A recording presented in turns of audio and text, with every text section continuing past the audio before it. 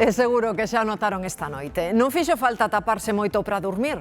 As temperaturas foron tan altas que podemos falar de noite tropical. En Marín, por exemplo, ás 8 da mañá pasaban dos 26 graus. Antes das 8 da mañá en Bueu, os termómetros marcaban os 25 graus.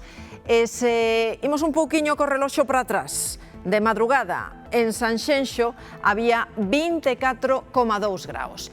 Nos fomos ata Marín para comprobar como pasaron a noite.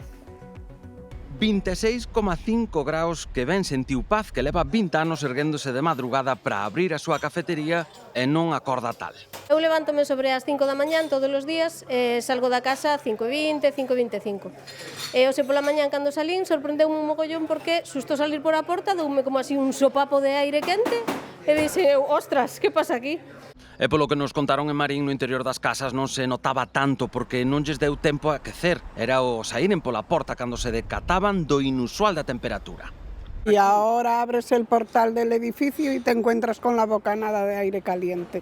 Pois non sei, se foi alta 20 grados, 21 grados. 26,5. Caramba. Madre mía, pois sí que hizo calor, Ai, sí, 26 había. Mañá xa ás 10, 9:30 xa había 26 grados. A las 8 salimos nosotros de casa y había 26 grados.